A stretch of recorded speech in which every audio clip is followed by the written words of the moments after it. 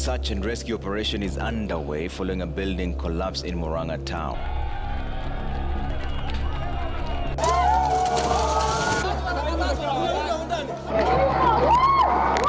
They caught in on camera from various angles. After a building under construction collapsed, the workers were reportedly digging On May 13th, 1996, a building housing Sunbeam supermarket along Moi Avenue suddenly collapsed. This is after an evening of heavy downpour. 16 people were killed and scores more were injured. The government of the day acted quickly, I guess due to the building collapsing in Nairobi CBD. So a commission of inquiry was formed to look into the reasons why the building collapsed.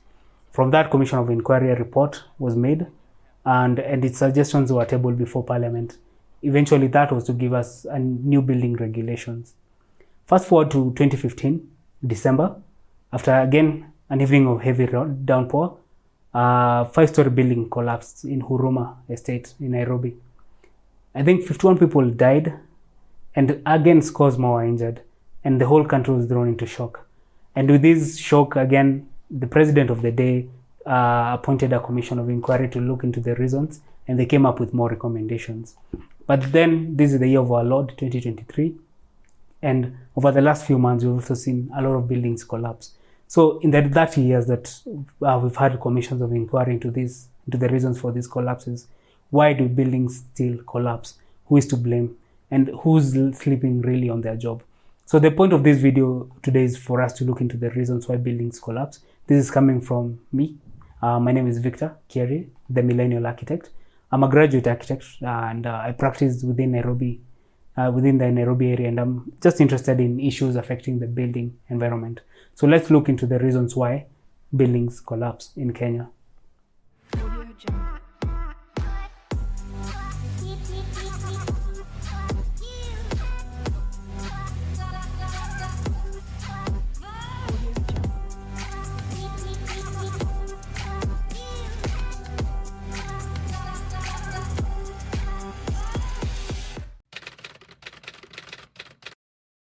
The first reason and the major reason why building collapse in Kenya is poor concrete mix. Essentially simiti, how concrete is mixed. When it comes to mixing concrete, you're mixing essentially 3 elements, okay, usually 4.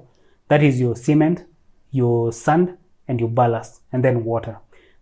Depending on how you mix these ratios, when you want to mix kokoto, simiti na mchanga, it gives you different classes or strengths of concrete. And when this is done poorly, the concrete usually has a the strength of the concrete doesn't reach to the point at which it needs to be. And that is the main reason why many buildings collapse. So you'll find on site, there are no quality inspections to make sure that the people mixing your concrete are doing it properly. There's usually no one to check. Most of the people who mix concrete are not aware. Or probably they're used to there are ways of doing it on site, yes, but there's no one to check. There are also ways to check the workability of concrete as you're working with it. And one of the main ways you can avoid this type of thing is, first of all, always work with people who know what they're doing. And 2, if you're working with a big structure, just get ready mix concrete. Ready mix concrete, you're assured of quality, you're assured of consistency. And when I talk about consistency, what I want you to think about is, when you're working with watu wanakoroga kwa site, in the morning people are usually energetic, watu wana mix vizuri, but by the time jioni inafika, people are tired, no one is checking what's going on, and eventually you just end up with a poor mix in the afternoon. So that is the main reason why most buildings collapse in Nairobi. If the concrete mix is done well, it usually ends up well. The second reason why buildings collapse is poor construction materials. Hapa tunaongea about poor quality of steel. There's fake steel in the market, poor cement, poor quality of cement, substandard materials kama sand, ballast, poor quality stonework. Stone, for example, if you look at quarry stone, you'll find that there are some stones that crumble when you hit it, when you try to take a pinch of that. And you see, when you're building and you're not inspecting the quality of materials that are being brought to your site, Such things are bound to happen. So when you're buying materials from your suppliers, always check. Most suppliers have a mark of quality. Check whether the materials you're working with are actually of high quality. When you brought materials from quarries, materials from sand materials that comes from different quarries, riverbeds, make sure you check it. Make sure that your riverbed sand doesn't have silt, that it's good quality. Because if you build with it, now you're building a substandard building. And a lot of buildings, again, this goes back to to the first reason, whereby the materials that you have affect the mix of concrete that you have. And when it comes to substandard materials, I think you can get away with it when it comes to some materials like steel, because what usually happens is just usually a lower grade. But when it comes to poor standard materials, something I want you to think about is usually your electrical fixtures, your cables, your conduits, your switches, your bulbs. Use poor things, you end up replacing them a lot. So that when you're buying things for your site, make sure they're topmost quality, best quality, and make sure they have a mark of authentication from the manufacturer. The third reason why buildings collapse is poor workmanship. And poor workmanship has nothing to do with the quality of materials or the quality of the mix. Sometimes it just has to be with the low quality of how things are brought together. And for an example I can give you is, think about the cover on a slab. I think you've gone to a building and you see the slab has been done, but it's so uneven. Some places the scaffolding ni kama ilitoka, kumejazwa makaratasi. Like it just looks untidy. And also you see what usually ends up happening is when you have an uneven slab cover, it usually means that sometimes reinforcement is exposed. And if you're thinking of places like the coast where there's a lot of salt in the air, your reinforcement, chuma zako zinakuwa exposed to the salt, and eventually corrosion takes over. So that is a form of poor workmanship, and you see that happens in columns, in beams. It also happens in slabs, and these you might find that the developer used the right amount, the right quality, the right mix of concrete, but how things have been done, they've just been done poorly, and that makes your building susceptible to collapse, because eventually vitu zu end up zinaharibika. When you're working with people, when you're hiring people for your construction works, make sure that they know what they're doing. Make sure that wamesomea hiyo kitu. Unajua, the thing about construction industry is that a lot of people join it because they lack kitu ingine ya kufanya. Watu kuja kufanya mjengo just because hiyo ndo kazi iko. So make sure you're working with people who know the theory, who know the reasons why things are done the way they are done, and who have an eye for detail. That will save you a lot of money eventually. The fourth reason why buildings collapse is inadequate design. Now this is where we start blaming the professionals, this being the structural engineer. Inadequate design is when the engineer makes assumptions that are inaccurate. An example of a building that has collapsed because of this is that building in Kino, the one that leaned over another building because of settling. What's interesting about that building is, as much as it was falling over to the next building, it didn't crumble. You get, it still remained intact.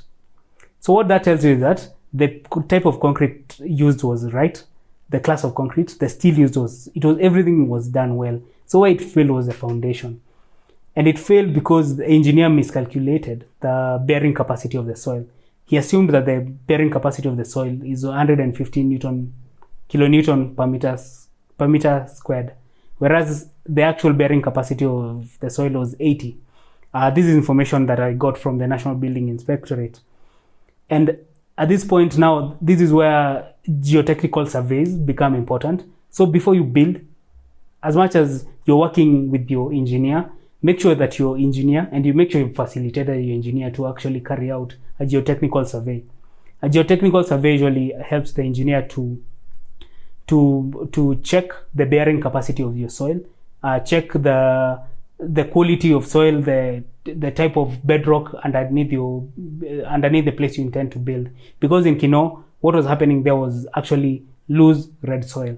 And you see the assumptions people usually make is that where we jenga on red soil is good. But sometimes it's not really good, you're just making an assumption. And a lot of buildings have actually, in the Kiamburu areas, especially in the Kino, There's a building, I think in 2016, around there, that the whole ground floor collapsed into the ground, just suddenly, just like that. And I think, again, at that point, you can also blame the engineer for just making assumptions. And you see, the interesting thing about this building is when they sink or when they lean over, they usually don't break. So they just lean as a block. So that tells you that the design for the rest of the structures, that is the slab beams and the columns, are actually done well. So ikikuja kwa mchanga ndio makosa inafanyika. That's the fourth reason why buildings collapse in Kenya. The fifth reason why buildings collapse in Kenya is the change in the intended use of the building. By the change in the intended use of the building, for example, you might find that a building was designed for residential use. Imejengwa for apartments na vitu kama hizo. But eventually, because areas grow, it ends up being converted into a commercial space. And you'll find, for example, buildings in Kamukunji, and there's also a building in Nakuru. So that building in Nakuru, what happened is, it was initially designed to be a residential area, and then it was then converted to a commercial. And on the first floor, what they decided to store, they stored sugar. And you see, sugar is heavy, but just by itself. So on the first floor, may make a warehouse. They've stored sugar, and then eventually the building started failing. So the beams started collapsing in on themselves. And that's one of the reasons. And if you go to Kamukunji, but the Kamukunji is a whole other story. And I think we'll make a video about the safety of buildings in Kamukunji. You see, Kamukunji initially was a residential area, but these days you go there and that's where you go buy your potteries. That's where you buy your utensils and vitu kama hizo.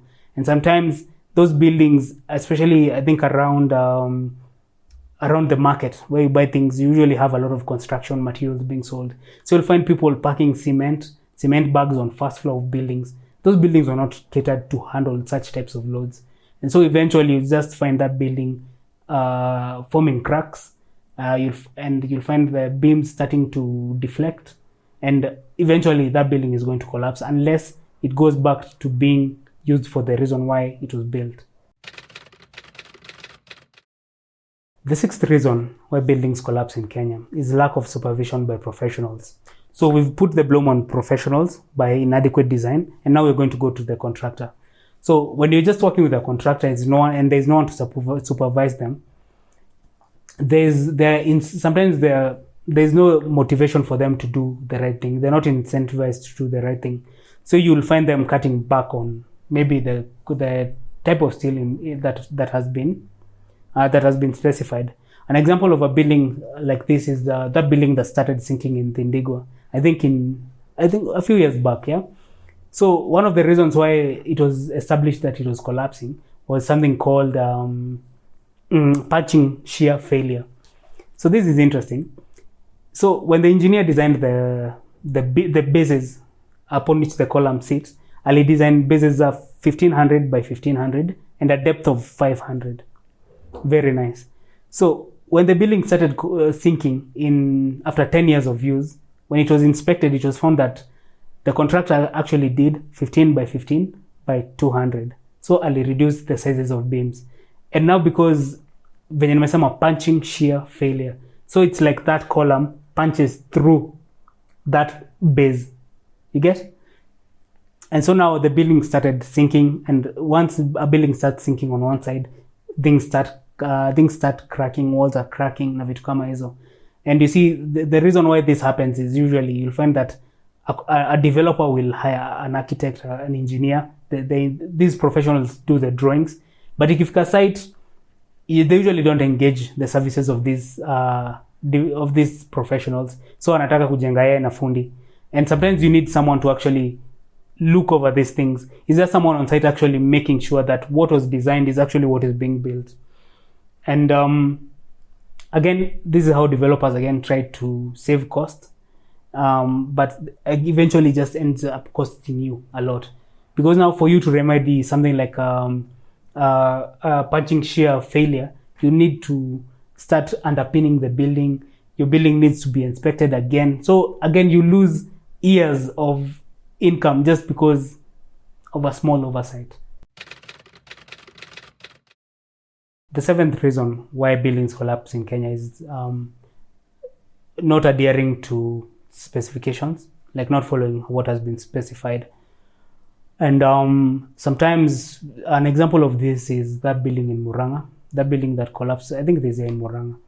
And what's interesting about that building, ilikuwa inakaa ni kama the columns just snapped at the bases, and then the building like just fell over. And one of the reasons that was identified by the National Building Inspectorate was that the lap. So what is lap? When it comes to reinforcement, lap is by how much bars overlap. You get? So if you're connecting a column on ground floor and another column on first floor, hizo chuma si 10 meters. So hizo chuma, they need to be overlapped. And there's a minimum distance usually provided for in drawings. For example, I was just checking a drawing that I was working on, and what was provided was 600. But in that building, Murang'a, what was actually done was 150 millimeters. So the lap, that building just collapsed because of that, whereby the drawings were not followed correctly. And sometimes this manifests itself in how bars are tied, how the stirrups are ideally supposed to be done.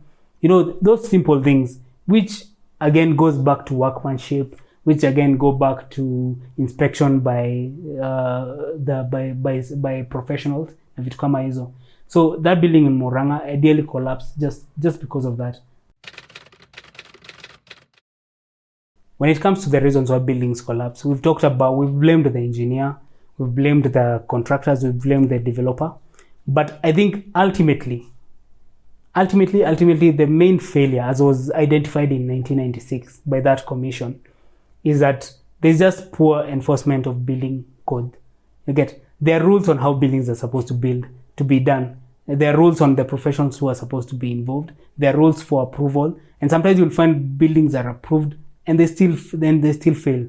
So at the end of the day, I think it's just the reason yenye tujataja mostly ni just corruption.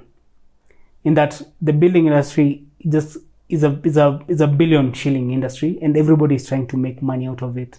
But when corruption gets into it, and we are not focusing on the standards of buildings that we're doing, and we're not focusing on the quality of things that we're doing, and the people who are tasked to enforce laws are in bed with contractors, in bed with consultants, in bed with developers, taking bribes as corners are being cut. I think at the end of the day, it just comes down to that. People trying to take shortcuts, people trying to make a quick buck, people trying to spend the least while making the most.